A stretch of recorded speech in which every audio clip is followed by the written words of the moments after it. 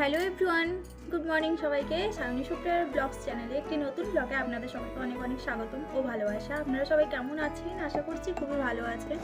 আর তোমাদের আশীর্বাদ ও ভগবানের আশীর্বাদে আমরা সবাই অনেকটাই ভালো আছি। তো এখন বাজে ঘড়িতে সকাল 7টা, ব্লগটা এখন থেকে শুরু করলাম। তো চলো দেখতে থাকো। তো ঘরটর গুছিয়ে বাসি কাজকর্ম সেরে আমি চলে এসেছি রান্নাঘরে। আর এসে সবার প্রথম কাজ হলো চাটা বানিয়ে নেওয়া। কারণ সকাল সকাল আমার শ্বশুরমশাইয়ের হচ্ছে যে ভীষণই রকমের একটা অভ্যেস রয়েছে যে চা আগে সকালে দিতে হবে, তারপরে অন্যান্য কাজ হবে। তো চলো ঝটপট করে চাটা বানিয়ে নিই। আর এখন গরমের সকাল তো সবাই অনেক তাড়াতাড়ি উঠে যায়, তার জন্য চাটা আগে দরকার। তো চলো চাটা বানিয়ে নিই। তো চাটা বানিয়ে নিয়ে আমিও রুমে চলে এসেছি, চা একটু খেয়ে নেবো, চা দিয়ে বিস্কুট। আর গরমের জন্য না সেরকম কিছু খেতে ইচ্ছে করে না, তো আমি চা বিস্কুটটা খেয়ে তারপরে অন্যান্য কাজকর্ম সারবো। তো চলো ঝটপট করে খেয়ে নিই। আর আজকে না ভীষণই গরম আছে, সকাল থেকে মেঘলা ওয়েদার করে রয়েছে, হয়তো বৃষ্টিও হতে পারে। তো আজকে ভাবছিলাম ওই চুলের মধ্যে একটু হেনা দেবো, তো জানি না যদি আবার বৃষ্টি হয় তো ঠান্ডা ঠান্ডা লেগে যাবে। তো আর সবাইকে একটা কথাই বলবো, প্লিজ যারা যারা ভিডিওটা দেখো কেউ স্কিপ করবে না, প্রথম থেকে শেষ পর্যন্ত দেখবে। আশা করছি খুবই ভালো লাগবে। আর যদি ভালো লাগে তাহলে অনেক অনেক লাইক কমেন্টে শেয়ার করুন, কারণ আপনাদের একটা লাইক বা কমেন্টে একটা ভিডিও অনেক রিচ বেড়ে যেতে পারে। তো চলো সবাই। আর দেখো এখানে রান্নাঘরে এসে আমি রান্নাবান্না সেরে ফেলেছি। এখানে দেখো করেছি আলু পোস্ত করেছি, আর এখানে ডাল একটু করেছি, সাথে আলু ভাজা। তো এটুকুই রান্নাবান্না হবে। আর আমটা কেটে রেখেছি, তো টিটুকে এটা দিয়ে খাওয়ার আপাতত দিয়ে দেবো। আর মাছটা কেটে আমি সেটাকে এখনও ভাজাভাজি করিনি, গ্যাসের উপরেই তোলা রয়েছে, তো এটাকে পরে ভাজবো। আর টিটু আগে খাবারটা খেয়ে নিই, তারপর আবার আসছি তোমাদের সাথে গল্প করতে। তো টিটু খাবারটা খেয়ে কাজে বেরিয়ে গেছে। আর দেখো আমি চুলে হেনা দেবো বলে হেনাটা ভিজিয়ে রেখেছিলাম রাতের থেকে। আর এর মধ্যে যোগ করে নেব একটা ডিম, কারণ ওই হেনা দিলে চুলটা না প্রচুর রাফ হয়ে যায়। তো এর মধ্যে ডিম বা যদি টক দই ইউজ করা হয় তাহলে চুলটা এতটা রাফ হবে না। তো এই জন্য আমি ভাবলাম যে টক দই তো নেই এখন, আর টিটু আজকে বাজার থেকে যখন আসবে তো অনেকটাই দেরি হয়ে যাবে, তো ভাবলাম যে ডিম আছে বাড়িতে, একটা ডিমই দিয়ে দিই। আর দেখো কালারটা খুবই সুন্দর হয়েছে, যদিও আমি ব্ল্যাক হেনা ইউজ করি না, বারগুন্ডি কালারটাই লাগাই। তো কালারটা দেখো খুবই মিষ্টি হয়েছে দেখতে। আর মেয়েকে দেখো যখন থেকে দেখেছে মা কি করবে, এটা কেন দিচ্ছ, ডিমটা কেন এরকম নষ্ট করে দিলে, এই সেই করেই যাচ্ছে। তো মায়ের কাছে থাকলে না মা বেশ ভালো করে চুলের মধ্যে লাগিয়ে দেয়, মানে দেখতে পাই তো গোড়াগুলোতেও খুব ভালো করে লাগিয়ে দেয়। তো আমি এটা যদিও ফার্স্ট টাইম নয়, এর আগেও লাগিয়েছিলাম। তো চেষ্টা করছি যদি, কারণ মায়ের বাড়ি এখন কখন যাব তখন কি আর লাগানো হবে, তো আমি যদি পারি তো বেশ ভালোই হবে। ঝটপট করে মেখে নিচ্ছে। আর এত গন্ধ না ডিমের, সত্যি খুবই বাজে গন্ধ। এরপরেও সে গন্ধটা থেকে যাবে 3-4 দিন, ওই শ্যাম্পু দিতে দিতে তারপরে যাবে। আমার ডিমের গন্ধ এমনিতেই খুবই বাজে লাগে। আর দেখো সামনে আমাদের বাড়ির সামনের দিকে খুবই রোদ ছিল বলে বসার কোনো জায়গা ছিল না, আমরা সেই পিছনের দিকে চলে এসেছি। এদিকে এসে আমি বাঁশ গাছের তলায় বসে বসে মাখছি।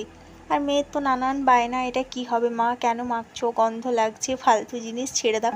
তো চলো ঝটপট করে মেখে নিই, তারপরে আবার আসছি তোমাদের সাথে দেখা করার জন্য। তো দেখো আমার পুরো চুলে লাগানো কমপ্লিট হয়ে গেছিলো, আর ফোনটা অন করতে পারিনি, হাতের মধ্যেই লেগেছিলো বলে এখন একটা মাথার মধ্যে ওই তোয়ালে জড়িয়ে নিলাম। এরপরে 1 ঘন্টা ওয়েট করতে হবে, আর যে কোনো কিছু দিয়ে আমার চুলটাকে ঢেকে রাখতে হবে। তো আমি স্নান টান করে বেরিয়েছি, টিটু আজকে তাড়াতাড়ি চলে এসছে। তো একটা আম আমি উনুনে পুড়তে দিয়ে রেখেছিলাম, সেটারই এখন শরবত বানানো হবে। আজ বেশ কয়েকদিন ধরেই টিটুর বায়না হয়েছে যে ওকে আম পোড়ার শরবত বানিয়ে দিতে হবে। তো রোদের থেকে এলে না আর ঝট করে বানানো হয় না, তো আজকে ভাবলাম সময় ছিল, আমটাও পুড়তে দিয়ে রেখেছিলাম। আমি বেশিরভাগ দিন আমটা পুড়িয়ে রাখি, কিন্তু আর বানানো হয়ে ওঠে না। তো আজকে বানিয়ে দেব, আজকে ফ্রি আছি, মেয়ে এখন ঘুমোচ্ছে। তো চলো ভালো করে আজকে আমটা না ভালো সেদ্ধ হয়নি, তো সেই খোসাগুলো আগে ছাড়িয়ে ফেলে নিই। তারপরে এখন তার মধ্যে অ্যাড করব চিনি, নুন। আর ফ্রিজের জল দিলে একটু বেশ ঠান্ডা ঠান্ডা মিষ্টি হতো, কিন্তু টিটুর তো ওই ঠান্ডা জিনিস খাওয়া যাবে না বলে এই এমনি নর্মাল জলেই আমি দিয়েছি এর মধ্যে। আর যে যেরকম মিষ্টি খাবে সেরকম অনুপাতে দিলেই হলো।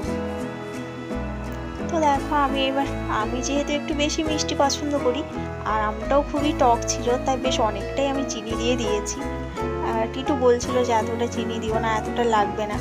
আর হ্যাঁ, ভালো কথা, যাদের বাড়িতে মিক্সি আছে না, খুবই ভালো এই আমটাকে ছাড়িয়ে তার মধ্যে জল দিয়ে আর মিক্সিতে একেবারে ওই নুন চিনি এগুলো দিয়ে পেস্ট্রির মতো বানিয়ে নিলেই হলো। তো দেখো আমি একটু দিয়ে দেবো বিট নুন, তাতে টেস্টটা আরও ভালো হবে, খুব সুন্দর একটা ফ্লেভার দেবে। তো সেই জন্য না হলে এমনি বাড়িতে না থাকলে এমনি নর্মাল নুনও কেউ ইউজ করতে পারো। তো আমার বাড়িতে আনা ছিল, তাই হচ্ছে যে আমি বিট নুনটা দিয়েছি। আর এটা দিয়ে এবারে বানাবো, গন্ধটাও খুব সুন্দর হবে আর খেতেও খুবই ভালো হবে। তো চলো এটাকে ঝটপট করে এবারে বানিয়ে ফেলি। আর কারা কারা এইসব শরবত খেতে পছন্দ করো? আমার তো ভীষণই ভালো লাগে, বিশেষ করে এই বেলের শরবত, আম পোড়া শরবত। আগে না আমার বাবার বাড়িতে, আমার বাবা যেহেতু এই রোদে কাঠের কাজ করে, তো মা প্রায় দিনই আমি দেখতাম যে একটা ছোট্ট আম পুড়িয়ে রাখতো, আর বাবা যখন দুপুরবেলা খাবার খেতে আসতো তখন সে আমটার আগে শরবত বানিয়ে দিত, তারপরে বাবা ভাত খেত। তো সেই তখন থেকে খেয়ে খেয়ে না আমার অভ্যেস হয়ে গেছে। আমার তো ভীষণই পছন্দ, যদিও আমি টক এতটা পছন্দ করি না, মানে আমার সহ্যই হয় না, টক খেলেই কেমন একটা ঢেকুর উঠে এইসব হয়। তো শরীর খারাপ হবে ভয়ে না আমি আর টকটা বিশেষত পছন্দ করি না। কারণ দেখেছো তো আচার টাচার আমি খুব কমই খাই, টিটু আবার এগুলো কিন্তু খুবই পছন্দ করে। তো চলো টিটুকে আগে দিয়ে দিই কেমন হয়েছে, তারপরে একটু আমি খাবো, দেখবো একটু কেমন টেস্ট হয়েছে। আর দেখো ওর তো পছন্দই হয় না, আর আমার শ্বশুরমশাইকেও একটু দেবো, উনি আবার এইসব খুবই পছন্দ করেন। তো এদিকে দেখো টিটু বলছে যে না খুবই ভালো হয়েছে খেতে, আর মেয়ে তো এইসব দিকে কোনো নজরে নেবো খাবে না। দেখো ঘুমোচ্ছিল আমি যখন শরবত বানাচ্ছিলাম, এখন উঠে গেছে। তো এখন দুপুরবেলা দেখো এখন বাজে ঘড়িতে 3টা বেজে গেছে আজকে এইসব ঝামেলা করতে গিয়ে। আর টিটুকে খাবারটা বেড়ে দিয়েছি, আমি খাবার খাবো একটু পরে খাবো, আমার তো ইচ্ছেই করছে না এই গরমে খাবার দাবার খেতে। তো চলো এখন বিকেল হয়ে গেছে, আর বিকেল বাজে 5টা। তো দেখো আমি তোমাদেরকে দেখাই, ওই চুলে হেনা দেওয়ার পর আর দেখানো হয়নি, চুলটা তো ভালো করে আমি শুকিয়ে নিয়েছি, খুবই গন্ধ করছিল, তো তার জন্য ভালো করে ফ্যান চালিয়ে আগে শুকিয়ে নিয়েছি। আর দেখো কোনো হেয়ার ফল হয়নি, একটাও হচ্ছে না। আমার এমনিতেই তো প্রচুর হেয়ার ফল হয়, কিন্তু এখন দেখো একটাও হচ্ছে না। কি ভীষণ একটা সিল্কি ভাব হয়েছে, যদিও আমি কন্ডিশনার দিইনি, কিন্তু তাও দেখো কি ভালো হয়েছে দেখতে। আর একটু একটু কালারটা দেখো, কালারও কিন্তু খুব সুন্দর লাগছে। দেখো লাইট পড়লে ওই একটা চকচক চকচকে ভাব, কি ভালো লাগছে না দেখতে। তো কেমন লাগলো আমার চুলটা, কেমন হয়েছে হেনা দেওয়ার পরে, তো সেটা কিন্তু তোমরা জানাবে কমেন্টে, একদমই ভুলবে না। আমার তো মনে হচ্ছিলো চুলটাতে সবসময় হাত দিতে থাকি আর ছেড়ে রাখি, কিন্তু এই গরমে না চুলটা তো আর ছেড়ে রাখা যাবে না, বেঁধে নিতে হবে। আমার তো খুবই মন খারাপ করছিল, আমার আবার চুল সবসময় ছেড়ে রাখতে খুবই ভালো লাগে জানো তো। তো দেখো আজকে ভীষণ সুন্দর লাগছে চুলটা, দেখেছো? আর একটু একটু হাওয়া দিচ্ছিল, তো দেখো চুলটা কি সুন্দর কালারটা হয়েছে। তোমরা যারা ন্যাচারাল কালার করতে চাও, মানে ওই পার্লারে গিয়ে নয়, তারা কিন্তু হেনা ট্রাই করতে পারো। হ্যাঁ, হেনার তো বিভিন্ন রকমের কালার অপশন রয়েছে, তো যেটা তোমার ইচ্ছা হবে সেটাই ট্রাই করতে পারো। তো দেখো চুলটা বেঁধে নিতে হলো, মনটা খুবই খারাপ। দেখো যাই সুন্দর যতই হোক না কেন, তো চুলটা এখন বেঁধে নিয়েছি, এবার বিছানাটা গুছিয়ে নিয়ে তারপর বাইরে যাব। আর দেখো দুপুরবেলা ওই শর্টস বানাচ্ছিলাম, তারপরে লাইভে এসেছিলাম বলে শাড়িটা পরেছি আর বিছানার উপরেই সেটাকে ফেলে রেখেছি। তোমরা তো জানো আমার খুবই বাজে অভ্যেস ওই বিছানায় সব কিছু ফেলে রাখা। মেয়ের খেলনাটা এখানে বাবলসটা পড়ে রয়েছে, তো সেটাকেও গুছিয়ে রাখি। ঘরটা এত নোংরা হয়ে থাকে না, বাইরে থেকে কেউ চট করে এলে না ভীষণ লজ্জায় পড়ে যাব। তো এই জন্য বিকেলে সকালে গোছানোর চেষ্টা করি। আর ছোটো বাচ্চা থাকলে তো ঘর নোংরা হবে, এটা নতুন কি কথা, তাও যতটুকু গুছিয়ে রাখা যায়। আর এই জামা কাপড়গুলো মনে হয় বিছানাতে না রাখাই ভালো, যদিও এগুলো আমার অভ্যেসে, গামছা তোয়ালে এগুলো কি বিছানার উপরে রেখে দিই আমি, মেয়ে হয়ে সত্যি আমার তো কিছু মাথায় ঢোকে না। তো চলো ঝটপট করে গুছিয়ে নিলাম। আর এই দেখো আমার মেয়ের ভাই, হাতিটাকে ওকে সবসময় বিছানায় রাখতে হবে।